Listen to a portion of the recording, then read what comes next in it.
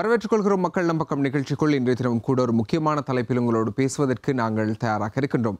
குறிப்பாக இலங்கை சூழலை பொறுத்தவரையில் இலங்கை என்பது ஒரு பன்முகப்பட்ட சூழலாகவும் பன்முகப்பட்ட இனம், கலாச்சாரம், பண்பாடுகளை உள்ளடக்கியதாகவே இந்த நாடு அமையப்பட்டிருக்கின்றது. ஆகவே அதுவும் தமிழ் பேசுகின்ற சமூகங்கள் என்று எடுக்கும் போது இரண்டு முக்கியமான இனங்கள் இருக்கின்றன. இந்துக்களும் முஸ்லிம்களும் இருக்கின்றார்கள். இதிலே இந்த முஸ்லிம்கள் என்ற அடையாளம் அவர்களுடைய வரலாற்று பின்புலம் இலங்கையோடு எவ்வாறு தொடர்புபடுகிறது, அவர்கள் எந்த அடிப்படையில் இலங்கையின் வரலாற்றோடு தொடர்புபட்டிருக்கின்றார்கள், இலங்கையின் தேசியத்துக்கு ஏதாவது சேவைகள் செய்திருக்கின்றார்களா என்ற கேள்விகள் நிறைய பேருக்கு இருக்கும். அதனை தெளிவுபடுத்தும் வகையிலான ஒரு மக்கள் நம் பக்கம் நிகழ்ச்சியாகத்தான் இன்றைய மக்கள் நம் பக்கம் நிகழ்ச்சி அமைய இருக்கின்றது. இலங்கை முஸ்லிம்களுடைய வாழ்வியல் வரலாறு, அதே நேரம் அவர்களுடைய கலாச்சாரம், பண்பாடு என்பவற்றையும் பேசுவதற்கு நாங்கள் தயாராக இருக்கின்றோம். அதற்கு பொருத்தமான ஒருவரைத்தான் நாங்கள் நிகழ்ச்சிக்காக அழைத்து வந்திருக்கின்றோம்.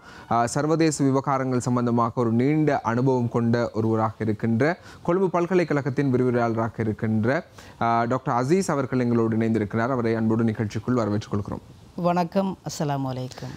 நிச்சயமாக நாங்கள் இன்றைய தினம் பேச இருக்கின்ற விடயம், உங்களை பொறுத்தவரையில் நீங்கள் சர்வதேச அரசியலோடு நீண்ட ஒரு முக்கியமான ஒரு செயற்பாட்டாளராக இருக்கின்றீர்கள். அதிலும் இலங்கை பொறுத்தவரையில் இலங்கையில் முஸ்லீம்கள், இலங்கை முஸ்லீம்கள் பற்றி நாங்கள் வெகுவாக அதிகமாக பேசுவது குறைவாகவே இருக்கின்றது ஊடகங்களில். உண்மையில் இலங்கை முஸ்லீம்களுடைய வரலாறு எவ்வளவு காலம் பழமையானது, அந்த வரலாற்று பின்புலத்தை சற்று எங்களுக்கு தெளிவுபடுத்துங்க. நிச்சயமாக நான் நினைக்கின்றேன், நீண்ட காலமாக என்னுடைய மனதில் இருக்கின்ற ஒரு விடயம் ஒன்றுதான் இலங்கை முஸ்லீம்களை பற்றிய ஒரு நீண்ட மிகவும் விரிவான ஆய்வு ஒன்று செய்யப்பட வேண்டும். காலத்துக்கு காலம் ஒரு சில அறிஞர்கள் தங்களுடைய ஆய்வுகளை முன்வைத்திருந்த போதிலும் கூட இதுவரையிலும் தெளிவான ஆய்வுகள் நான் நினைக்கின்றேன் முழுமையான ஒரு கம்ப்ரிஹென்சிவ் ரிசர்ச் இன்னும் செய்யப்படவில்லை என்று தான் கூற வேண்டும். கலாநிதி சுக்ரி அவர்கள், அதே மாதிரி கலாநிதி லோனா தேவராஜா அவர்கள் போன்றோர்கள் முஸ்லீம்களுடைய வரலாற்று ரீதியான பின்புலத்தை ஆய்வு வடிவில் தொகுத்து வழங்கினாலும் இன்னும் முற்றுமுழுதான ஆய்வு நான் நினைக்கின்றேன் நிறைவு பெறவில்லை என்பதுதான் என்னுடைய பணிவான கருத்து. அந்த வகையில் நானும் சில ஆய்வுகளை தற்போது மேற்கொண்டு அதற்கு தேவையான ஆதாரங்களையும் திரட்டி கொண்டு வருகின்றேன். அந்த அடிப்படையில் நான் செய்த ஆய்வின் சில வெளிப்பாடுகள் தான் இலங்கையில் வாழுகின்ற முஸ்லிம்களினுடைய வரலாற்றை நீங்கள் பார்ப்பீர்களாக இருந்தால், குறிப்பாக லோனா தேவராஜா மற்றும் கலாநிதி சுக்ரி இன்னும் சில ஆய்வு புத்தகங்களினூடாக நீங்கள் பார்ப்பீர்களாக இருந்தால் கிட்டத்தட்ட 1000 வருடங்கள் அல்லது நூற்றாண்டில் சொல்லுவோமாக இருந்தால் 7ஆம் நூற்றாண்டின் பிற்பகுதியில் தொடக்கம் 8ஆம் நூற்றாண்டு காலப்பகுதிகளில் இருந்தால் இலங்கையினுடைய முஸ்லிம்களுடைய வரலாறு தோற்றம் பெற்றதாக ஆய்வுகள் கூறுகின்றது.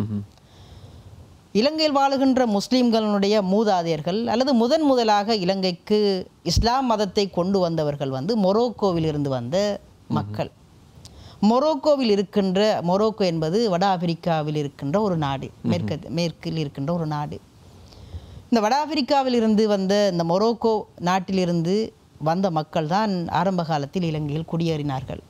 முதலாக இலங்கைக்கு வந்த இந்த தொகுதி மக்கள் மன்னார் மாதோட்ட பிரதேசத்தில் தான் தங்களுடைய குடியிருப்புகளை அமைத்ததாக வரலாறு கூறுகின்றது. அவர்கள் மன்னாருக்கு வருகை தந்த போது அந்த மினாரா அல்லது லைட் ஹவுஸ் என்று நாங்கள் ஆங்கிலத்தில் அழைப்போம், இந்த மினாராவை பார்த்து அவர்கள் அதுக்கு மினாரத் என்று பெயர் வைத்ததாகவும், மினாரத் பிற்பட்ட காலத்தில் மன்னார், மினாரா மன்னாராக உருவாகியதாகத்தான் வரலாறுகள் சில இடங்களில் கூறுகின்றது. இவ்வாறு தங்களுடைய ஆரம்பகால குடியேற்றங்களை மன்னாரில் ஆரம்பித்த இந்த இஸ்லாமியர்கள் பிற்பட்ட காலத்தில் மன்னாரில் இருந்து கொஞ்சம் கொஞ்சமாக இரண்டாவது கட்ட வருகை அல்லது இரண்டாவதாக இலங்கைக்கு வருகை தந்த இஸ்லாமியர்கள் பேருவலையில் கரையிறங்கினார்கள். அதன் பின்னர் வெலிகமையில் கரையிறங்கினார்கள். இவ்வாறு நீங்கள் காலத்திற்கு காலம் மொரோக்கோ மற்றும் அதை அண்டிய அரேபிய நாடுகள், உதாரணமாக ஈஜிப்டிலும் இருந்தும் இலங்கைக்கு வருகை தந்திருக்கிறார்கள். எகிப்திலிருந்து, சிரியா போன்ற நாடுகளிலிருந்து வருகை தந்திருக்கின்றார்கள். இவ்வாறு வருகை தந்தவர்கள் எல்லாம், அதாவது மன்னார் தொடக்கம் வெலிகம மாத்திர வரையான மேற்கத்திய கரையோர பிரதேசத்தை அண்டியதாகத்தான் இவர்களுடைய அதாவது குடியிருப்புகள் அமைக்கப்பெற்றது. இவர்கள் இலங்கைக்கு வருவதற்கு பிரதானமான ஒரு சில காரணிகள் காணப்படுகின்றது. முதலாவது இலங்கையினுடைய அமைவிடம். மேற்கிலிருந்து கிழக்கு நோக்கி இவர்களுடைய வியாபார நடவடிக்கைகளை விஸ்தரிக்கின்ற பொழுது வியாபார நிமித்தம் மேற்கத்திய உலகத்திலிருந்து கீழத்திய நாடுகளை நோக்கி நகர்கின்ற பொழுது இலங்கை முக்கியமான ஒரு கேந்திர நிலையமாக அவர்களுக்கு காணப்பட்டது. அது முதலாவது இலங்கையினுடைய அமைவிடம். இரண்டாவது பாதுகாப்பான ஹாபர் அல்லது துறைமுகங்கள். இதுவும் கூட அராபியர்களுக்கு இலங்கையில் தரித்து தங்களுடைய வியாபார நடவடிக்கைகளை மேற்கொள்வதற்கு மிகவும் சாதகமாக காணப்பட்டது. மூன்றாவது பாதுகாப்பு. நான்காவது இலங்கையில் உள்ள மக்களினுடைய விசேட பண்பு, அதாவது மக்களினுடைய அனுசரிப்பு, மக்களினுடைய ஹாஸ்பிட்டாலிட்டி, இந்த போன்ற விடயங்களால் அராபியர்கள் இலங்கையில் தங்களுடைய வியாபார நடவடிக்கைகளை மேற்கொள்வதற்காக வேண்டி ஆரம்பகட்ட குடியேற்றங்களை அங்கே தொடங்கினார்கள். இதுதான் ஆரம்ப காலகட்டத்தில் இப்படியான வரலாறு. இப்போ லோனா தேவராஜா, அதே நேரம் டாக்டர் சுக்ரி அவர்கள் ஆகியோருடைய புத்தகங்களின் வரலாறுகளை எடுத்து பார்க்கும்போது இப்படியான 1000 வருட வரலாறை உட்பட்டதாகத்தான் முஸ்லிம்களுடைய வரலாறுகள் இருக்கின்றன என்ற கருத்தியல்கள் தான் பொதுவாகவே இருக்கின்றன. ஆனால் இஸ்லாம் என்பது சவுதி அரேபியாவில் நபிகள் நாயகம் ஸல்லல்லாஹு அலைஹி வஸல்லம் அவர்களால் பூர்ணப்படுத்தப்பட்டு 1400 வருடங்கள். ஆனால் இலங்கையில் இருக்கின்ற முஸ்லிம்கள், இலங்கையில் வாழுகின்ற முஸ்லிம்களுடைய வரலாறு அதனையும் தாண்டி செல்கிறது என்ற சில கதையாடல்களும் இருக்கின்றன. இலங்கை முஸ்லிம்களின் பூர்வீகம்.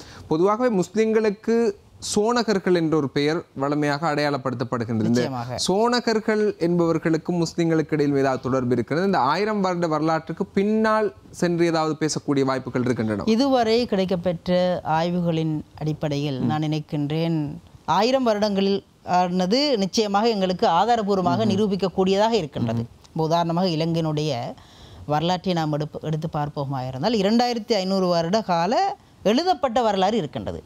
எழுதப்படாத வரலாறுகள் கிட்டத்தட்ட 4000 வருட வரலாறுகள் இருக்கின்றது. அது மாதிரி எழுதப்பட்ட ஆதாரபூர்வமான முஸ்லிம்களுடைய வரலாறுகள் சுமார் 1000 வருடங்கள் இருக்கின்றது. ஆதாரமற்ற எழுதப்படாத வரலாறுகள் நான் நினைக்கின்ற 1000ஐயும் தாண்டி இருக்கின்றது. அந்த சோனகர் என்ற வசனத்திற்கு வருவதற்கு முன்னால் இவ்வாறு இலங்கைக்கு வந்த இந்த முஸ்லிம்கள் இலங்கையில் வாழுகின்ற, அதாவது பெண்களை, வியாபாரத்திற்கு வந்தவர்கள் எல்லாம் அநேகமானவர்கள் ஆண்கள் தான் வந்தார்கள், பெண்களை கூட்டிக் கொண்டு வரவில்லை. இவ்வாறு வருகை தந்தவர்கள் இலங்கையில் உள்ள பெண்களை, குறிப்பாக பெரும்பான்மை சமூகத்தை சேர்ந்தவர்களைத்தான் திருமணம் முடித்ததாக வரலாறு கூறுகின்றது. இவ்வாறு திருமணம் முடித்து அதன் ஊடாகத்தான் எமது சமூகம் பெருகியதாக வரலாறுகள் கூறுகின்றது. இதன் ஊடாக இந்த முஸ்லிம் சமூகம் கொஞ்சம் கொஞ்சம் விருத்தி அடைந்து இலங்கையில் ஆட்சி செய்து கொண்டிருந்த மன்னர்களினுடைய நன்மதிப்பை பெற்று, முக்கியமான ஒரு விடயம், இலங்கையினுடைய வரலாற்றை நீங்கள் பார்ப்பீர்களாக இருந்தால் சுமார் 195 மன்னர்கள் அல்லது அரசர்கள் இலங்கையை ஆட்சி செய்துள்ளார்கள். இந்த 195 அரசர்களில் 19 பேர் தமிழ் அரசர்களும் ஒரே ஒரு முஸ்லீம் அரசரும் இந்த நாட்டை ஆட்சி செய்துள்ளார்கள். இந்த மன்னர்களுடைய மனங்களை வெல்லுவதில் நான் நினைக்கின்றேன் மொரோக்கோவிலிருந்து வந்த இஸ்லாமியர்கள் அல்லது சோனகர்கள், நீங்கள் கூறுகின்ற பொழுது சோனகர்கள் வெல்லுவதில் மிகவும் காத்திரமான ஒரு பங்களிப்பை பெற்றிருந்தார்கள். இவ்வாறு தங்களுடைய வியாபார நடவடிக்கைகளை மிகவும் கனகச்சிதமாக செய்து கொண்டிருந்த இந்த ஒரு காலகட்டத்தில் தான் போர்த்துகேயருடைய வருகையானது இலங்கைக்கு வருகின்றது. 1505ஆம் ஆண்டு போர்த்துகேயருடைய பிரதான நோக்கம் இலங்கைக்கு வருவதற்கு 2 காரணம். ஒன்று மதம், அதாவது புரொட்டஸ்டாந்து மதத்தை இது பண்ணுவது, ரோமன் கத்தோலிக்ஸ் இது பண்ணுவது. 2வது வியாபார நடவடிக்கை. ஆகவே இந்த 2 குறிக்கோளையும் அடிப்படையாக கொண்டு இலங்கைக்கு வந்திறங்கிய இந்த போர்த்துகேயர் தமது முதல் எதிரியாகவும் தமது முதல் போட்டியாளராகவும் கருதியவர்கள் இந்த இஸ்லாமியர்கள். ஏனென்று சொன்னால் வியாபாரத்தில் அதிக பங்களிப்பு செய்து கொண்டிருந்தவர்கள் இந்த இஸ்லாமியர்கள். அதே நேரம் மத ரீதியாகவும் ஒரு நல்ல ஸ்திரத்தன்மை அடைந்திருந்தார்கள், குறிப்பாக இந்த கரையோர பிரதேசத்தில். ஆகவே போர்த்துகேயர் உள்நாட்டு அரசர்களுடன் சண்டை பிடிப்பதை விடுத்து இந்த முஸ்லிம்களை விரட்டி அடிப்பதிலும் இந்த முஸ்லிம்களுடைய குடியேற்றங்களை கலைப்பதிலுமே அவர்களுடைய பிரதான பணி இருந்தது. ஆகவே போர்த்துகேயர் தான் முதலாக இலங்கை முஸ்லிம்களுக்கு எதிராக திட்டமிட்ட சில இனப்படுகொலைகளை செய்து அந்த மக்களை சொந்த இடங்களிலிருந்து விரட்டி அடித்தார்கள். இவ்வாறு விரட்டி அடிக்கப்பட்ட முஸ்லிம்கள் ஒரு தொகையினர் குறிப்பாக கரையோர பிரதேசத்திலிருந்து நாட்டின் உள்ளுக்கு, அதாவது மத்திய பகுதிக்கு கொஞ்சம் கொஞ்சமாக இடம்பெற தொடங்கினார்கள். இதை தாண்டி அடுத்ததாக வந்தவர்கள் ஒல்லாந்தர்கள். ஒல்லாந்தர்களுடைய பிரதான நோக்கமாக இருந்தது ஒன்று, உள்நாட்டில் இருந்த வளங்களை, குறிப்பாக வாசனை திரவியங்கள் பொருளாதாரத்தை பெற்றுக்கொள்வது. இரண்டாவது, அவர்களுடைய மதத்தையும் அவர்கள் முதன்மைப்படுத்தித்தான் அவர்களுடைய நகர்வும் காணப்பட்டது. இந்த போர்த்துகேயர் ஒல்லாந்தனுடைய நகர்வு இலங்கையை நோக்கிய நகர்வானது நான் நினைக்கின்றேன் அது இலங்கையை மாத்திரம் குறிவைத்ததல்ல. நீங்கள் பார்ப்பீர்களாக இருந்தால் கீழத்திய நாடுகள், அநேகமான நாடுகளில் இந்த போர்த்துகேயர் ஒல்லாந்தரனுடைய குடியிருப்புகள் சமகாலத்தில் இருந்தது. உதாரணமாக இந்தோனேசியாவில் கூட டச் ஒல்லாந்தரனுடைய ஆட்சி இருந்தது. இந்த காலகட்டத்திலும் முஸ்லிம்களுக்காக ஒல்லாந்தர்கள் போர்களை தொடுத்து முஸ்லிம்களுடைய வியாபாரத்தை அழித்தொடுக்குவதில் இவர்கள் மிக முக்கியமான பங்கு வகித்தார்கள். இதன் காரணமாக கரையோர பிரதேசத்திலிருந்து கொஞ்சம் கொஞ்சமாக முஸ்லிம்கள் தங்களது குடியிருப்புகளை விட்ரோ பண்ணி மத்திய பகுதிக்கு தங்களை உள்வாங்கிக் கொண்டார்கள். இவ்வாறு மத்திய பகுதிகளுக்கு வந்த பொழுது மத்திய பகுதியில் ஆட்சி செய்து கொண்டிருந்த அரசர்கள் இந்த மக்களை நல்ல முறையில் அனுசரித்து அவர்களுக்குரிய நல்ல வசதிகளையும் பெற்றுக் கொடுத்தார்கள். நான் நினைக்கின்றேன் முஸ்லிம்கள் இந்த நாட்டு பெரும்பான்மையின சமூகத்திற்கு என்றென்றும் கடமைப்பட்ட ஒரு சமூகமாக இருக்க வேண்டியது என்பது என்னுடைய தாழ்வான ஒரு வேண்டுகோள்.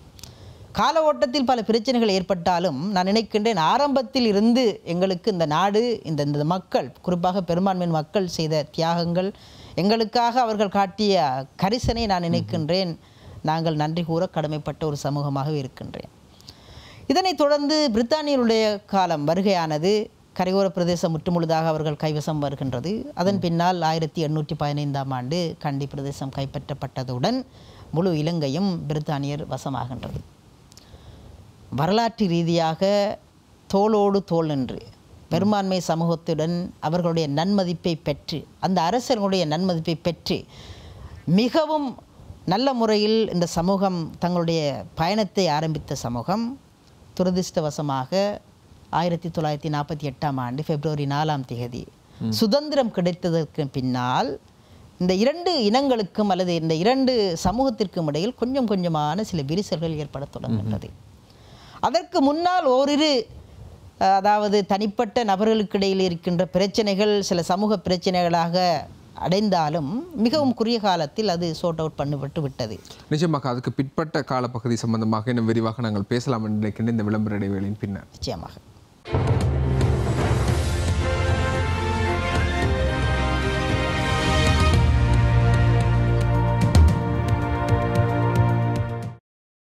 மக்கள் நம்பக்கம் நிகழ்ச்சியோடு இணைந்திருக்கின்றீர்கள். இன்றைய தினமும் நாங்கள் ஒரு முக்கியமான தலைப்பில் பேசிக் கொண்டிருக்கின்றோம். இலங்கையில் இருக்கின்ற ஒரு சிறுபான்மை சமூகம் சம்பந்தமாக பேசிக் கொண்டிருக்கின்றோம். இலங்கை முஸ்லிம்கள் அவர்களுடைய வரலாற்று பின்புலம் சம்பந்தமாக பேசிக் கொண்டிருக்கின்றோம். அவர்கள் தேசிய ரீதியாக நாட்டிலே ஏனைய இனத்தவர்களோடு மதத்தவரோடு நெருக்கமான தொடர்புகளை பேணி வந்திருக்கிறார்களா, என்ன பின்புலத்தில் அவர்கள் இலங்கைக்கு வந்தார்கள், அவர்களுடைய செயற்பாடுகள் என்ன மாதிரியாக அமைந்திருந்தன என்பது சம்பந்தமாக பேசிக் கொண்டிருக்கின்றோம். நான் நினைக்கின்றேன் 1948ஆம் ஆண்டு சுதந்திர வரையிலான காலப்பகுதியில் என்ன மாதிரியான சூழ்நிலைகள் இருந்தன, வரலாற்று ஆதாரங்களோடு எங்களுடைய அதிதியாக இன்றைய தினம் கலந்திருக்கின்ற கொழும்பு பல்கலைக்கழகத்தின் விரிவுரையாளர் கலாநிதி அசீஸ் அவர்கள் எங்களுக்கு தெளிவுபடுத்தியிருந்தார்கள். நிச்சயமாக உங்களுடைய இந்த விளம்பர இடைவேளைக்கு முன்னர் நீங்கள் சொல்லும்போது 1948ஆம் ஆண்டுக்கு பின்னரான காலப்பகுதி ஏற்கனவே இருந்த அந்த உறவில் சில மாற்றங்கள் ஏற்பட்டன பெரும்பான்மை சமூகத்தோடு என்ற ஒரு கருத்தை முன்வைத்திருந்தீர்கள். அந்த விடயத்தை சொல்லுங்கள். உண்மையில் உங்களுக்கு தெரியும், சுதந்திரம் கிடைக்கின்ற காலகட்டம் வரைக்கும் முஸ்லீம்கள் தங்களை ஒரு தனியான குழுக்களாக பிரித்து அடையாளப்படுத்திய சந்தர்ப்பங்கள் குறைவு. ஓரிரு சந்தர்ப்பங்களில், அதாவது மத ரீதியாக நிச்சயமாக மத ரீதியாக அவர்கள் தங்களை ஒரு தனியான இனமாக அடையாளப்படுத்தினாலும் கூட அரசியல் சமூக பொருளாதார நடவடிக்கைகளில் அதாவது பெரும்பான்மை சமூகத்துடன் ஒரு பின்னி பிணைந்த சமூகமாகத்தான் இவர்கள் காணப்பட்டார்கள்.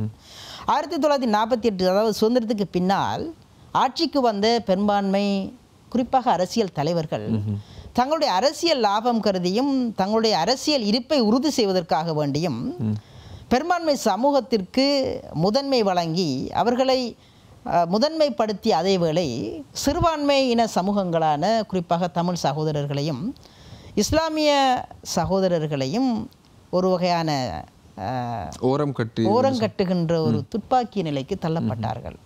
பெரும்பான்மை சமூகத்தில் அதற்கு சில காரணங்கள், அதற்கு சில வரவிலக்கணங்கள் முன்வைக்கப்பட்டாலும் சிறுபான்மை சமூகத்தினால் அதை ஏற்றுக்கொள்ள ஒரு முடியாத நிலைதான் காணப்படுகின்றது. ஒரு சமூகத்தை முதன்மைப்படுத்துவதற்காக வேண்டி இன்னும் ஒரு சமூகத்தை அடிமைப்படுத்துவது அல்லது ஓரங்கட்டுவது என்பது அவ்வளவு நல்லதொரு உகந்த ஒரு விடயம் அல்ல.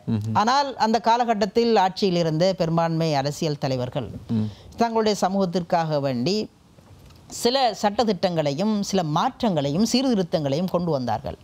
அரசியல் ரீதியான சீர்திருத்தம், தனிமொழி சட்டம் 1956ஆம் ஆண்டு கொண்டு வரப்பட்டது.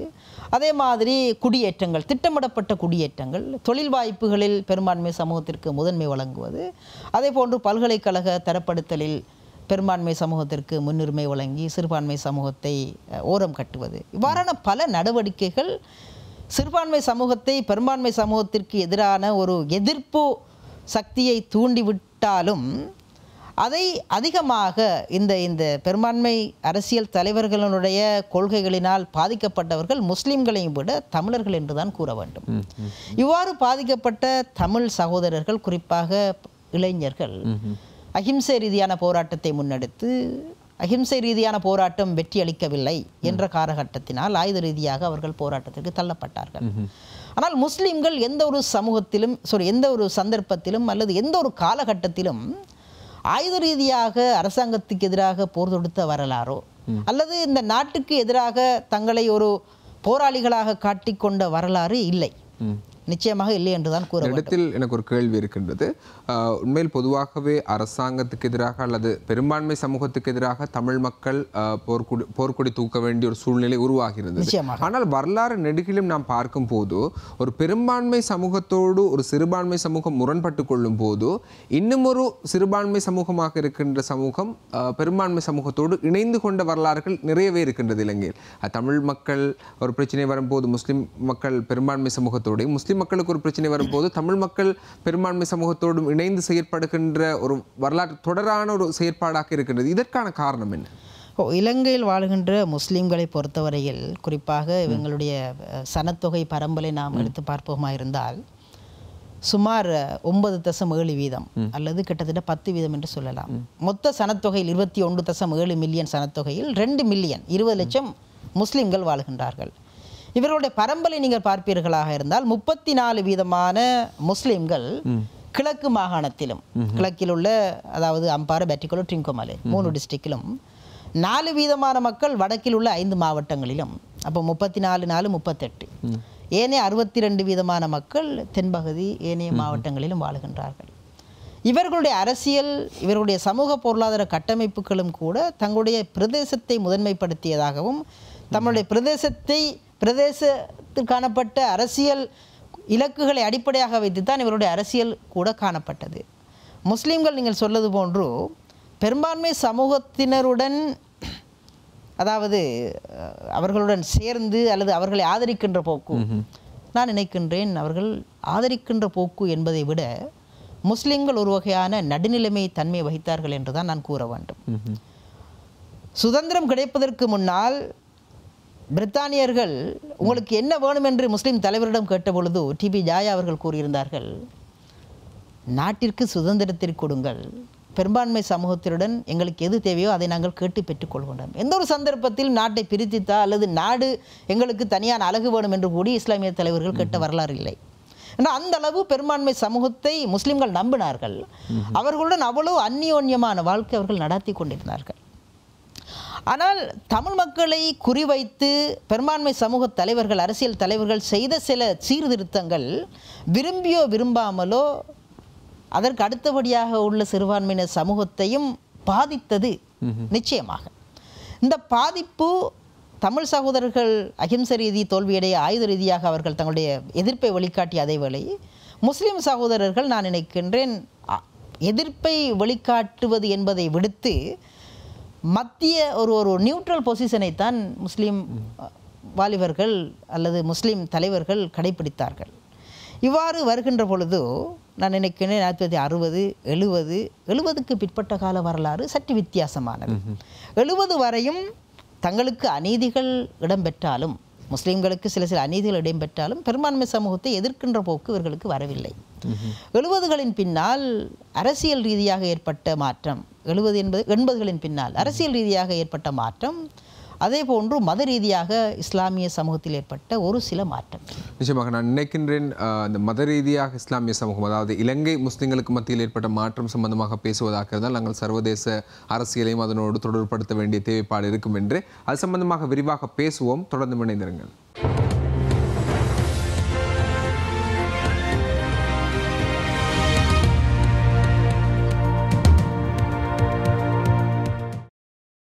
மக்கள் நம்பக்கம் நிகழ்ச்சியோடு இணைந்திருக்கின்றீர்கள். இன்றைய தினம் நாங்கள் சிறுபான்மை சமூகங்களில் ஒன்றாக அடையாளப்படுத்தப்படுகின்ற முஸ்லிம்கள் சம்பந்தமாகத்தான் பேசிக் கொண்டிருக்கின்றோம். முஸ்லிம்களுடைய இலங்கையின் வரலாற்று பின்புலம், அதே நேரம் அவர்களுடைய அரசியல் தொடர்பு சம்பந்தமாகவும் அவர்களுடைய பொருளாதாரம் சம்பந்தமாகவும் நிறைய விடயங்களை நாங்கள் பேசியிருந்தோம். இன்றைய தினம் எங்களோடு இணைந்திருக்கின்றார் கொழும்பு பல்கலைக்கழகத்தின் விரிவுரையாளர் கலாநிதி அசீஸ் அவர்கள். அவரோடு நாங்கள் பேசும்போது 80ஆம் ஆண்டு காலப்பகுதிக்கு பின்னரான காலப்பகுதி, முஸ்லிம்களுடைய அரசியல் மாற்றம், அதே நேரம் நீங்கள் சொல்லியிருந்தீர்கள் மத ரீதியான மாற்றம், இந்த இரண்டு விடயங்களை தொடர்ந்து பல மாற்றங்கள் உருவாகின என்று. என்ன மாதிரியான மாற்றங்கள் உருவாகி? உதாரணமாக 1978ஆம் ஆண்டு முதலாக இலங்கையுடைய பொருளாதாரம் திறந்து விடப்படுகின்றது, லிபரல் எக்கானமி.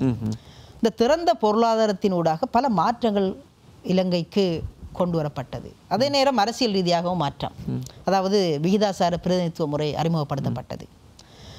இதன் காரணமாக இதுவரை காலமும் குறிப்பாக வடகிழக்கில் தமிழ் சகோதரர்களுடன் அரசியல் செய்து கொண்டிருந்த மறைந்த அல்ஹாஜ் எம்எச்எம் அஸ்ரஃப் அவர்கள் தனியான ஒரு கட்சி ஆரம்பித்தால் நல்லது என்ற முடிவில் தொடங்கி ஸ்ரீலங்கா முஸ்லீம் காங்கிரஸ் என்ற கட்சியை நான் நினைக்கிறேன் 1983 அல்லது 85ஆம் ஆண்டு காலப்பகுதியில் தான் அது ஆரம்பிக்கப்படுகின்றது. அரசியல் ரீதியாக நாங்கள் இதுவரை காலமும் தமிழ் மக்களுடன் குறிப்பாக வடகிழக்கில் அரசியல் செய்து வந்த முஸ்லீம் தலைவர்கள் தங்களுக்கென ஒரு கட்சியை உருவாக்கிய வரலாறு முதலாவதாக. அதே நேரம் வடகிழக்கு தவிர்ந்து வாழ்ந்த ஏனைய பிரதேசத்தில் வாழ்ந்த முஸ்லீம் தலைவர்கள் ஒன்று ஐக்கிய தேசிய கட்சிக்கு தங்களுடைய ஆதரவு அல்லது ஸ்ரீலங்கா சுதந்திர கட்சிக்கு தங்களுடைய ஆதரவு, இந்த போக்குத்தான் காணப்பட்டது. அரசியல் ரீதியாக நாங்கள் முதலாக எங்களை ஒரு தனியான கட்சியாக அடையாளப்படுத்துகின்றோம். இதுவரை காலமும் அரசியல் ரீதியாக ஒரு தனி கட்சி ஆரம்பிக்காமல் இருந்து வந்த முஸ்லீம்கள் முதலாக அரசியல் ரீதியில் பிரிந்து செயற்படுவது பெரும்பான்மை சமூகத்திற்கு சற்று வருத்தம் அளித்தது என்றுதான் கூற வேண்டும். ஏன் இதுவரை காலமும் எங்களுடன் இருந்த முஸ்லீம் அரசியல் தலைவர்கள் தற்போது தங்களுக்கென தனியான ஒரு கட்சி? காரணம் ஒன்று அரசியல் யாப்பு ரீதியில் ஏற்பட்ட மாற்றம் அல்லது இன விகிதாசார பிரதிநிதித்துவம் கொண்டு வரப்பட்டது சிறுபான்மை மக்களுக்கும் கட்சி ஆரம்பிக்கப்பட முடியும் என்பதை அவர்கள் அடையாளப்படுத்த மறுத்துவிட்டார்கள். இதன் காரணமாக ஸ்ரீலங்கா முஸ்லீம் காங்கிரஸ் தோற்றம் பெற்றது. அதற்கு பின்னால் இந்த திறந்த பொருளாதார கொள்கையின் ஊடாக இலங்கையிலிருந்து அநேகமான வேலையற்ற மக்கள் அல்லது மத்திய கிழக்கிற்கு தொழில் வாய்ப்பு பிரகாரம் போகத் தொடங்கினார்கள், குறிப்பாக பெண்கள். இவ்வாறு மத்திய கிழக்குக்கு சென்ற இந்த முஸ்லீம்கள், நான் நினைக்கிறேன் இதுதான் இலங்கை முஸ்லீம்கள் முதலாக இலங்கை நாட்டை விட்டு வெளிநாடுகளுக்கு சென்று அங்கு உள்ள கலாச்சாரங்கள் விழுமியங்களை காணக்கூடிய ஒரு சந்தர்ப்பங்கள் கிடைக்கின்ற ஒரு காலகட்டம். தற்போது நான் நினைக்கின்றேன் கிட்டத்தட்ட 1.2 மில்லியன் மக்கள் மத்திய கிழக்கில் மாத்திரம் தொழில் வாய்ப்பு, அதாவது வீட்டு பணிப்பெண்களாகவும் சாரதிகளாகவும் கடமையாற்றிக் கொண்டிருக்கின்றார்கள். இப்போ இவர்கள் மத்திய கிழக்குக்கு போன பொழுது அங்கே உள்ள கலாச்சாரங்கள், நடை, உடை சகலதையுமே முற்றுமுழுதாக அதே நேரம் உள்வாங்கிக் கொண்டு நாட்டுக்கு திரும்புகின்ற பொழுது சில மாற்றங்களை இவர்கள் செய்ய தொடங்கினார்கள். அதே நேரம் இந்த இஸ்லாமிய இயக்கங்களினுடைய வருகை, தப்லீக் ஜமாத்தாக இருக்கலாம், தௌஹீத் ஜமாத்தாக இருக்கலாம், ஜமாத் இஸ்லாமியாக இருக்கலாம், இன்னும் சில இயக்கங்கள் வருவதில் எந்த விதமான தவறுமில்லை. தங்களுடைய இயக்கங்கள் தங்களுடைய கருத்துக்களை சொல்வதற்கு பூரண உரிமை உண்டு. ஆனால் அதை பற்றிய தெளிவற்ற தன்மை காணப்பட்டது தான் நான் நினைக்கின்றேன் சில நேரங்களில் பிரச்சனைக்குரிய பிரதான காரணம். எந்த ஒரு இயக்கங்களும் தங்களை பற்றிய முழுமையான ஒரு தெளிவை மக்கள் மத்தியிலோ அல்லது மாற்று மத சமூகத்திற்கிடையிலோ சொல்லவில்லை என்பதுதான் என்னுடைய தனிப்பட்ட. நிச்சயமாக அந்த நீங்கள் சொல்கின்ற அமைப்பு சார்ந்த தீவிரவாத அமைப்புகளோ இயக்கங்களோ கிடையாது. அவை இஸ்லாமிய கொள்கைகளோடு சம்பந்தப்பட்ட அமைப்புகளாக இருக்கின்றன. அவற்றின் வருகை அவை தோற்றம் பெற்ற அந்தந்த நாடுகளில் எப்படி அவற்றை நடைமுறைப்படுத்தினார்களோ அதே சாயலில் இலங்கையில் அவர்கள் நடைமுறைப்படுத்த முயற்சித்தார்கள் என்றொரு விடயத்தை சொன்னால் ஏற்றுக்கொள்ளக்கூடியதாக இருக்குமா? அது மார்க்க விடயங்கள் மாத்திரமல்ல. இப்போ உதாரணமாக அரசியல் ரீதியான சில மாற்றங்கள் கூட இலங்கையினுடைய சமஷ்டியை பற்றி விரிவாக பேசுகின்ற பொழுதோ எந்த நாட்டினுடைய சமஷ்டி முறை இலங்கைக்கு பொருந்தும் என்று பல வாத பிரதிவாதங்கள் நடைபெற்றது. சிலர் கனேடியன் மாடல் நன்றாக இருக்கும் என்றார்கள், சிலர் சவுத் ஆப்பிரிக்கா மாடல் நன்றாக இருக்கும் என்றார்கள். இவ்வாறு ஒவ்வொரு நாடுகளின் மாடல் நல்லாக இருக்கும் என்று சொன்னார்களே ஒழிய இலங்கையினுடைய அமைப்பை அல்லது இலங்கையினுடைய கலை கலாச்சார அரசியல் பண்பாடுகளை அறிந்து அதற்குரிய மாற்றங்கள் தான் செய்யப்பட வேண்டுமே ஒழிய அந்த மாடலை முற்றுமுழுதாக இந்த நாட்டில் நான் நினைக்கின்றேன் அமல்படுத்துவது என்பது ஒர்க் அவுட் ஆகாது. அது நடைமுறைக்கு உகந்ததல்ல. நான் நினைக்கிறேன் அதுவும் ஒரு காரணம். சில வேளைகளில் அப்படியும் இருந்திருக்கலாம். நான் தனிப்பட்ட கருத்து என்னென்று சொன்னால் இந்த இயக்கங்கள் தங்களை பற்றி சில தெளிவான தன்மைகளை கூறியிருக்க வேண்டும். அடுத்தது அந்த இயக்கங்களுக்கு இடையில் சில தற்போது ஓரளவு குறைந்து விட்டது. ஆரம்பத்தில் இவர்களுக்கு இடையில் சில முரண்பாடுகள் காணப்பட்டது. தங்களுடைய கருத்துக்களை முன்வைப்பதிலும் அதே நேரம் தங்களுடைய கருத்துக்களை சரி காண்பதிலும் சில முரண்பாடுகள் இருந்தது கூட சில வகையான பிரச்சனைகளுக்கு இட்டு சென்றது. அதே நேரம் இந்த குறிப்பாக மத்திய கிழக்கு கலாச்சாரம் இலங்கைக்கு உட்புகுந்ததன் விளைவாக ஆடை ரீதியிலும் உணவு பழக்க வழக்க ரீதியிலும் பல மாற்றங்கள் முஸ்லிம்கள் மத்தியில் தோற்றம் பெற தொடங்கியது. இது தோற்றம் பெற்றதுக்குரிய காரணம் நான் ஏற்கனவே சொல்லியிருந்தேன். அரசியல் ரீதியாக நாம் புதிய கட்சி ஒன்றை தொடர்ந்து அரசியல் ரீதியாக பயணிக்க தொடங்கிவிட்டோம். இரண்டாவது மார்க்க ரீதியாக மக்கள் மத்தியில் ஏற்பட்ட புதிய சில மாற்றங்கள், அதே நேரம் சில அறிவு ரீதியான மாற்றங்கள் கூட இதுவும் எங்களை பெரும்பான்மை சமூகத்திலிருந்து எங்களை பிரித்து தனியான ஒரு சமூகமாக அடையாளப்படுத்தப்பட வேண்டிய ஒரு சூழலுக்கு தள்ளப்பட்டது. முஸ்லிம்கள் ஏற்கனவே பெரும்பான்மை சமூகத்தினுடைய ஒரு சில நடவடிக்கைகளால் சில அதிருப்தி அடைந்திருந்த வேளை தங்களை ஒரு தனியான இனமாகவும் தனியான ஒரு சமூகமாகவும் காட்டிக்கொள்வதில் முன்னின்றார்கள்.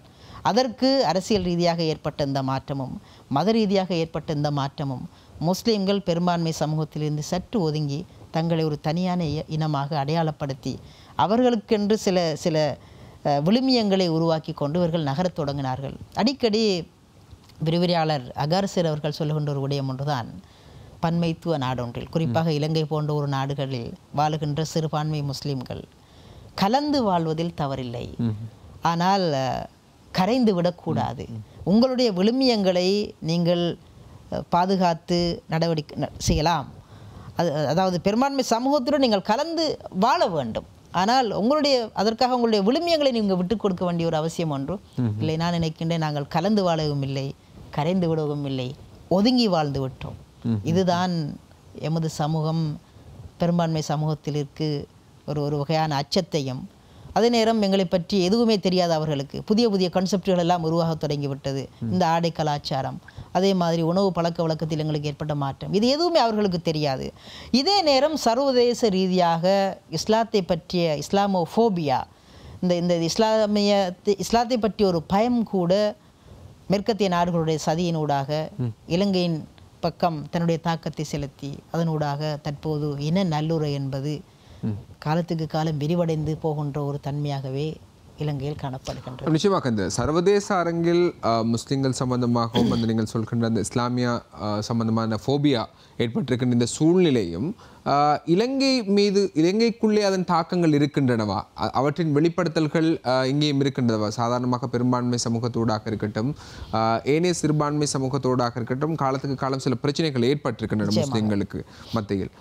இந்த பிரச்சனைகளுக்கு பின்புலமாக இந்த சர்வதேசத்தில் ஏற்பட்ட இந்த மாற்றமும் ஒரு காரணமாக இருக்குமா? அதனோடு தொடர்புபட்ட ஏதாவது விடயங்கள் இருக்கின்றனவா? நிச்சயமாக நான் நினைக்கின்றேன் இலங்கையில் குறிப்பாக பெரும்பான்மை சமூகத்திற்கும் முஸ்லிம்களுக்கும் ஏற்பட்டிருக்கின்ற இந்த இனமுறுகள் காலத்திற்கு காலம் வருகின்ற, அது அலுத்கமையாக இருக்கலாம், தம்புள்ளையாக இருக்கலாம், திகனையாக இருக்கலாம், கூரகலையாக இருக்கலாம், அனுராதபுரமாக இருக்கலாம், காலத்துக்கு காலம் இந்த இன முரண்பாடு அல்லது வன்முறை வெடிப்பதற்கு காரணம் முற்று முழுதாக இந்த நாட்டினுடைய அல்லது இந்த நாட்டில் இருக்கின்ற பெரும்பான்மை ஒரு சில பெரும்பான்மை சமூகத்தினுடைய தூண்டுதல் என்பதை விட இதற்கு பின்னால் சர்வதேச சமூகத்தினுடைய பின்னணி, சர்வதேச சமூகத்தினுடைய ஆதரவு அல்லது அவர்களுடைய உந்துதல் இருக்கின்றது என்பதுதான் என்னுடைய கருத்தாக காணப்படுகின்றது.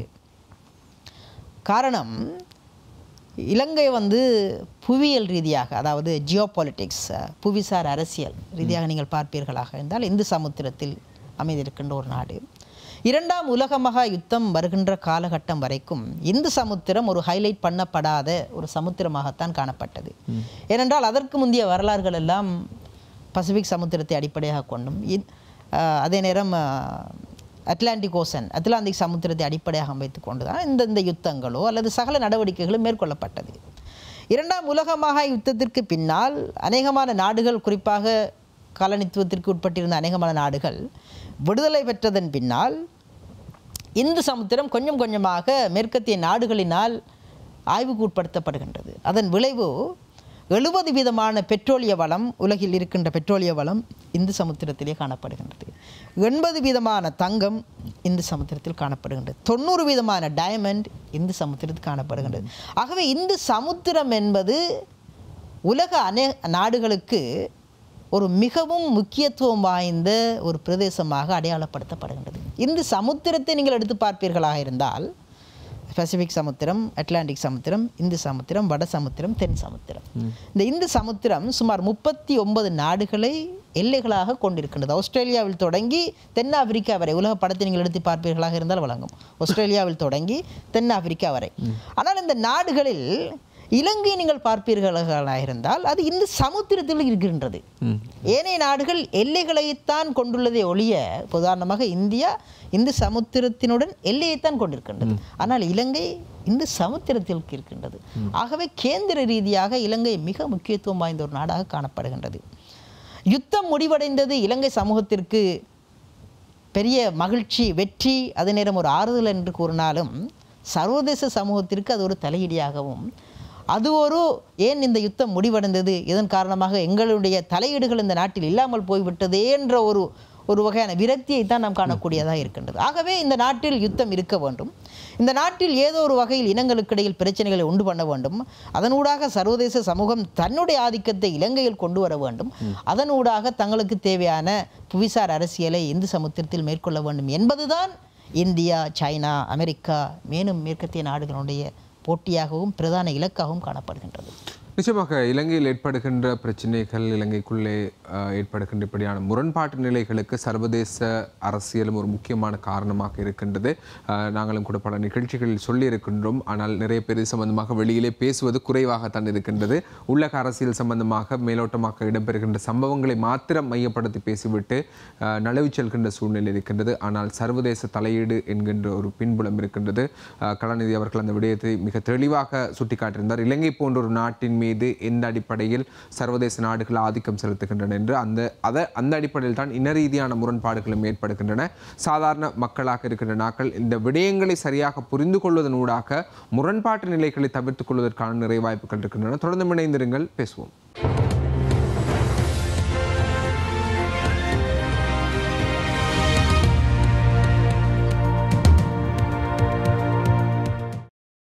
மக்கள் பக்கம் நிகழ்ச்சியோடு இணைந்திருக்கின்றீர்கள். இன்றைய தினம் நாங்கள் பேசிக் கொண்டிருக்கின்றோம் இலங்கையில் இருக்கின்ற சிறுபான்மை இனங்களின் ஒன்றாக அடையாளப்படுத்தப்படுகின்ற முஸ்லிம்கள் சம்பந்தமாக. அவர்களுடைய வரலாறு, அவர்களுடைய அரசியல் போக்கு, அதற்கு பிற்பட்ட காலப்பகுதிகள், அரசியல், அதே நேரம் சர்வதேச அரசியல் என்ன மாதிரியான தாக்கங்களை ஏற்படுத்தியிருந்தது, இலங்கையின் திறந்த பொருளாதாரத்தின் பின்னர் இலங்கை முஸ்லிம்களுக்கு மத்தியில் ஏற்பட்ட மாற்றம், அரசியல் மாற்றம் சம்பந்தமாக ஒரு நீண்ட உரையாடலை இந்த இடத்தில் முன்வைத்திருக்கின்றோம். நீண்ட உரையாடல் என்றாலும் கூட சில தொட்டுக்காட்டல்களாகத்தான் இருக்கின்றன, ஆழமாக பேசவில்லை.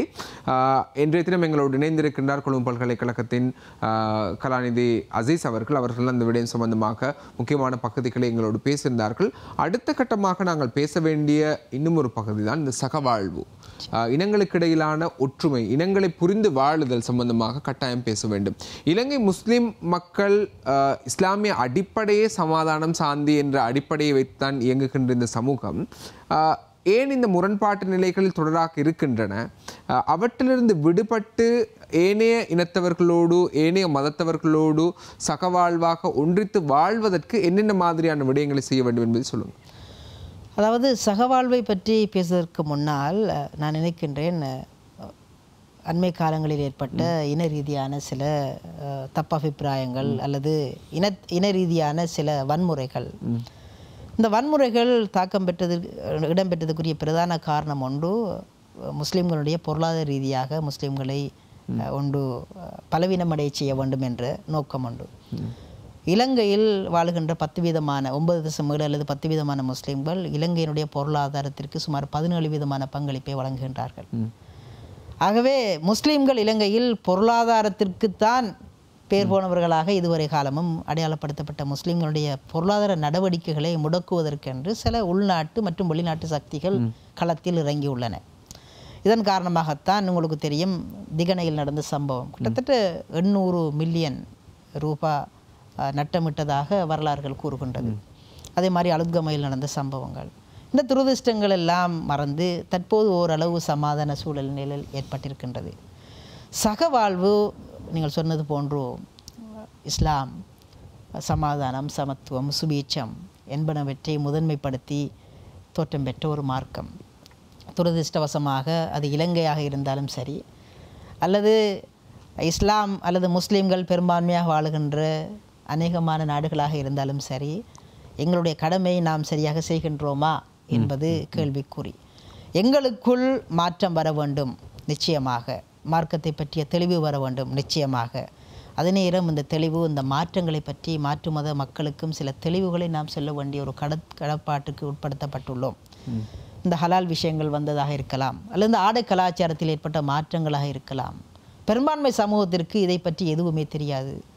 அண்மையில் ஒரு சில பெரும்பான்மை சகோதரர்கள், அதாவது என்னட்ட படிக்கின்ற அநேகமான மாணவர்கள் பெரும்பான்மை சமூக மாணவர்கள், அவர்கள் சில மாணவர்கள் இதுவரை காலமும் ஒரு இஸ்லாமிய விரிவுரையாளரை அவர்கள் சந்திக்கக்கூடிய சந்தர்ப்பம் அவர்களுக்கு கிடைத்ததே இல்லை. அவர்களுடன் பேசுவதற்குரிய சந்தர்ப்பம் கிடைத்ததே இல்லை. சில மாணவர்கள் முஸ்லீம் மாணவர்களுடன் பேசிய அல்லது முஸ்லீம் மக்களுடன் பேசிய வரலாறு கூட இல்லை இலங்கையில் இருந்து கொண்டு. ஆகவே இந்த மக்களுக்கு எதுவுமே எங்களை பற்றி தெரியாது. பிரச்சனைகள் வந்தோன்னு அவர்கள் பார்ப்பதெல்லாம் எங்களை ஒரு எதிரியாகவும், அல்லது இவர்கள் இந்த நாட்டிற்கு இந்த நாட்டை பிடிப்பதற்காக வந்திருக்கின்ற மக்களாகவும் போட்டியாளர்களாகவும் தான் எங்களை பார்க்கின்றார்களே ஒழிய, இவர்களும் எங்களுள் உள்ள ஒரு சகோதர மொழி இனம்தான் என்ற மனோபாவத்தை கட்டி எழுப்புவதில் நாம் பல கட்ட முயற்சிகளை மேற்கொள்ள வேண்டியிருக்கின்றது. ஒன்று, மார்க்க அறிஞர்கள் நான் நினைக்கின்றேன் மிகவும் பிரதானமான ஒரு பங்கு இங்கு செலுத்த வேண்டும். நல்ல நல்ல இஸ்லாமிய அறிஞர்கள் இருக்கின்றார்கள். இந்த இஸ்லாமிய அறிஞர்கள் முடியுமான வரை எனது தனிப்பட்ட தாழ்வான வேண்டுகோள், முடியுமான வரை பெரும்பான்மை மத தலைவர்களுடன் தங்களுடைய உறவுகளை கட்டி எழுப்பி அதனூடாக மார்க்கங்களுக்கு இருக்கின்ற சில கருத்து முரண்பாடுகளை இல்லாமல் செய்ய வேண்டும் என்பது என்னுடைய பணிவான வேண்டுகோள். காரணம், இவர்களுக்கிடையில் ஒரு அண்டர்ஸ்டாண்டிங் வர இல்லை என்று சொன்னால் அது நிச்சயமாக பிரச்சனையைத்தான் கொண்டு போகும். அடுத்தது இன்னும் ஒரு விடயம் ஒன்று, மக்கள் தங்களுக்குள் இருக்கின்ற வேற்றுமைகளைத்தான் ஹைலைட் பண்ணுகின்றார்களே ஒழிய ஒற்றுமைகளை அவர்கள் ஹைலைட் பண்ணுவது குறைவாக காணப்படுகின்றது. உண்மையான யூனிட்டி என்பது யூனிட்டி வித் டைவர்சிட்டி. வேற்றுமையில் எவ்வாறு ஒற்றுமை காண வேண்டும் என்பதுதான் முன்வைக்கப்பட வேண்டும். ஆனால் நாங்கள் ஒற்றுமையை விடுத்து எவ்வாறு வேற்றுமையை மேலும் மேலும் அதிகரிக்கலாம் என்பதில் தான் அநேகமான மக்கள் காட்டிக்கொண்டிருக்கிறார்கள். உண்மையில் இலங்கையினுடைய பலம் என்பது, இந்த நாட்டினுடைய பலம் பல இன மத மொழி கலாச்சாரத்தை கொண்டதுதான் இந்த நாட்டினுடைய பலம். சில நாடுகளை நீங்கள் எடுத்து பார்ப்பீர்களாக இருந்தால் ஒரே மொழி ஒரே தேசம், எந்த விதமான டேஸ்ட்டுமே இருக்காது. ஒரு சாப்பாட்டை எடுத்துக்கொண்டீர்களாக உப்பு இருக்க வேண்டும், காரம் இருக்க வேண்டும், அதுதான் ஒரு டேஸ்ட். ஒரு பூந்தோட்டத்தை எடுத்துக்கொள்வீர்களாக இருந்தால் அங்கே ரோசா பூ இருக்க வேண்டும், மல்லிகைப்பூ இருக்க வேண்டும், எல்லா பூக்களும் இருக்க வேண்டும், அப்போ தான் அது பூந்தோட்டம். தனியே ஒரு பூ மாத்திரம் இருக்குமாக இருந்தால் அது அழகாகவும் இருக்காது. ஆகவே இந்த நாட்டினுடைய பலம் என்னவென்று சொன்னால் பல இன மத மொழி கொண்ட இந்த நாடு, இதுதான் பலம் என்கிறது. ஆனால் யாரும் இந்த பலத்தை ப்ரமோட் பண்ணுவதில்லை. ஆனால் எல்லோரும் செய்வது என்ன என்றால் எங்களுடைய வேற்றுமையைத்தான் ப்ரமோட் பண்ணுகிறார்கள். நாங்கள் உங்களிலிருந்து வேறுபட்டவர்கள், நீங்கள் எங்களிடமிருந்து வேறுபட்டவர்கள். வேற்றுமையை நாங்கள் தொடர்ச்சியாக ப்ரமோட் பண்ணுகின்ற பொழுது அதன் விடிவு அல்லது அதன் விளைவு அது ஒரு வகையான முரண்பாடு அல்லது யுத்தத்திற்குத்தான் இட்டு செல்லக்கூடிய போக்காக காணப்படுகின்றது. ஆகவே நான் நினைக்கின்றேன், வேற்றுமைகளை மறந்து எங்களிடம் இருக்கின்ற ஒன்றுபட்ட தன்மைகளை முதன்மைப்படுத்தி ஒற்றுமையை மேலும் மேலும் பலப்படுத்துவதற்கு மார்க்க அறிஞர்கள் தயவு செய்து தங்களுடைய கருத்துக்களை முன்வைத்து உங்களுக்கிடையில் ஒரு ஒற்றுமையை ஏற்படுத்தி கொள்ளுங்கள் என்பது நான் நினைக்கிறேன் மிக முக்கியமான ஒரு விடயம். இரண்டாவது விடயம், அரசியல் தலைவர்கள் அரசியல் ரீதியாக கட்சி ரீதியாக தனிப்பட்ட வேறுபட்ட கருத்துக்கள் இருப்பதில் தவறில்லை. ஆனால் சமூகம் என்று வருகின்ற பொழுது உங்கள் மத்தியில் கட்டாயம் தயவு செய்து ஒரு ஒற்றுமை நிலைப்பாட்டுக்கு வாருங்கள். ஒரு கொமன் ஆப்ஜெக்டிவ், கொமன் கோல்ஸ் ஒன்றுக்கு நீங்கள் வாருங்கள். தனிப்பட்ட ரீதியில் உங்களுக்கு அரசியல் ரீதியாக வேறுபட்ட கருத்துக்கள் இருக்கலாம். ஆனால் சமூகம் என்று வருகின்ற பொழுது, சமூகத்தினுடைய பிரச்சனைகள் வருகின்ற பொழுது அரசியல் கோட்பாடுகளை ஓரம் கட்டி வைத்து சமூகத்திற்காக ஒன்றுபட வேண்டிய ஒரு நிலைமை ஒன்று இருக்கின்றது. மூன்றாவது, சிவில் சொசைட்டி. இந்த சிவில் சமூகம் தங்களுடைய பணியை சிறப்பாக செய்ய வேண்டும். அடுத்தது அறிஞர்கள், கற்ற அறிஞர்கள். தனித்தனியே செயற்பட்டு தனித்தனியே ஆய்வுகளை மாத்திரம் மேற்கொண்டு சரி வராது. இந்த மக்கள் கூட இவங்களுக்கு இடையில் சில ஒற்றுமைகளை, குறிப்பாக பல்கலைக்கழகங்கள் மட்டத்தில் விரிவுரையாளர்கள் பெரும்பான்மை சகோதர விரிவுரையாளர்களுக்கு இடையில் தங்களுடைய கருத்துக்களை பரிமாறிக்கொள்ள வேண்டும். பிரச்சனைகள் இருக்கத்தான் செய்கின்றது, ஆனால் அவைகளை தெளிவுபடுத்த வேண்டியது எங்களுடைய கடமையும் இருக்கின்றது, அதே நேரம் அவருடைய கடமையும் இருக்கின்றது. சில விடயங்களை நாங்கள் தெளிவுபடுத்துகின்ற பொழுது அநேகமான சந்தர்ப்பங்களில் சில பெரும்பான்மை மாணவர்கள் சொல்லியிருக்கின்றார்கள், சார் இதுவரை எங்களுக்கு இதுகளை பற்றி தெரியாது. ஆகவே நான் நினைக்கின்றேன் என்று சொன்னால், இதுவரையில் அப்போ அதை நான் தெளிவுபடுத்தாதது என்னுடைய தவறா? ஆகவே ஒவ்வொரு மனிதரும் ஒவ்வொரு சமூகத்தில் இருக்கின்ற பிரச்சனையும் பிரஜையும் தன்னுடைய கடமையையும் தன்னுடைய பொறுப்பையும் சரிவர உணர்ந்து செய்வோமாக இருந்தால் நான் நினைக்கின்றேன் இந்த நாட்டினுடைய பிரச்சனைகள் இன மத ரீதியாக ஏற்படுகின்ற முறுகல் அநேகமான முறையில் குறைந்துவிடும். நபி அவர்களுடைய, அதாவது முகமது நபி ஸல்லல்லாஹு அலைஹி வஸல்லம் அவருடைய காலத்தை நீங்கள் பார்ப்பீர்களாக இருந்தால், மார்க்கத்தை போதித்ததை விட அவர்களுடைய வாழ்க்கை முறையை முன்வைத்துத்தான் அநேகமான மாற்று மத சகோதரர்கள் இஸ்லாத்தில் இணைந்ததாக வரலாறுகள் கூறுகின்றது. ஆகவே உங்களுடைய சிறந்த பண்புகளை மக்களுக்கு சொல்லுங்கள், சிறந்த பண்புகளை காட்டுங்கள், நல்ல பிரஜையாக நீங்கள் வாழுங்கள். அதாவது மன்னர்கள் இந்த நாட்டிலிருந்து முஸ்லீம்கள் விரட்டி அடிக்கப்பட்ட பொழுது நீங்கள் எங்குமே செல்ல வேண்டாம், நீங்கள் இங்கே இருங்கள் என்று சொல்லி அந்த மக்களுக்கு பிரதேசங்கள் காணிகளை வழங்கிய வரலாறுகள் கூட இருக்கின்றது. தங்களுடைய மகள்களை திருமணம் செய்து கொடுத்த வரலாறுகள் இருக்கின்றது. இவ்வாறு இந்த நாட்டிற்கு பல தியாகங்களையும் பல நல்ல பெயர்களையும் கொடுத்த இந்த சமூகம் எதிர்காலத்தில் அதை மேலும் மெருகூட்ட வேண்டும் என்பதுதான் நான் நினைக்கின்றேன். எனது தனிப்பட்ட அவாவும் இந்த சமூகத்தினுடைய அவாவும் காணப்படுகின்றது. நிச்சயமாக எந்த மதமும் எந்த கொள்கையும் எந்த கோட்பாடும் யாரையும் வழிகெடுக்கவோ அல்லது கெட்டுப்போக வேண்டும் என்பதற்காக இந்த வழிகாட்டல்களையும் கொடுக்கவில்லை. இனங்களுக்கு இடையில் மனிதத்தை மதிக்க வேண்டும் என்பதற்காகத்தான் நிறைய ஆலோசனைகளையும் வழிகாட்டல்களையும் சொல்லியிருக்கின்றது. அதே நேரம் இலங்கையில் இருக்கின்ற முஸ்லிம்களை பொறுத்தவரையில் அவர்களுக்காக வழிகாட்டப்பட்டிருக்கின்ற அவர்களுடைய மார்க்கம் மதமும் கூட சாந்தி சமாதானம் என்ற விடயத்தை தான் வலியுறுத்தி இருக்கின்றது. ஆகவே அவர்களுக்குள்ளே இருக்கின்ற பிழைகளை எங்களுக்குள்ளே ஒரு சுய விசாரணை செய்து கேள்வி கேட்டுக்கொண்டு அவற்றை திருத்திக் கொள்கின்ற அதே நேரம் மற்றமைகளை சரியாக புரிந்து கொள்ளுதல் என்ற ஒரு நிலைப்பாடு உங்களுக்குள்ளே ஏற்படுமாக இருந்தால் நிச்சயமாக இந்த முரண்பாட்டு சூழ்நிலைகளிலிருந்து மிக இலகுவாக வெளியிலே வந்துவிட முடியும். ஆகவே தொடராக இருக்கின்ற முரண்பாடுகளோட சமூகத்துக்குள்ளே ஒரு நாட்டுக்குள்ளே வாழும் போது இப்படியான மாற்றங்கள் வித்தியாசங்கள் இருப்பதால் முரண்பாடுகள் ஏற்படும். அந்த முரண்பாடுகளை இலகுவாக தீர்த்து கொள்வதற்கான வழிமுறைகளையும் கண்டறிய வேண்டும். அவற்றை பண்பாடுகளின் ஊடாகத்தான் வெளிப்படுத்த முடியும் என்ற விடயத்தை ஞாபகப்படுத்திக் கொள்கின்றோம். இன்றைய தினம் எங்களோடு இணைந்து நிறைய விடயங்களை பகிர்ந்து கொண்ட கொழும்பு பல்கலைக்கழகத்தின் விரிவுரையாளர் கலாநிதி அசீஸ் அவர்களுக்கு எங்களுடைய மனமார்ந்த நன்றிகளை தெரிவித்துக் கொள்கின்றோம். நன்றி, வணக்கம். அஸ்ஸலாமு அலைக்கும். மீண்டும் ஒரு மக்கள் நம்பக்கம் நிகழ்ச்சியில் உங்கள் அனைவரையும் சந்திக்கும் வரை இந்த நிகழ்ச்சியிலிருந்து விடைபெற்றுக் கொள்கிறோம். தயாரிப்பு உதவியில் ஈடுபட்ட அரவிந்தனுக்கும் நன்றிகளை கூறிக்கொண்டு உங்களிடமிருந்து விடைபெற்றுக் கொள்கிறோம். நன்றி, வணக்கம்.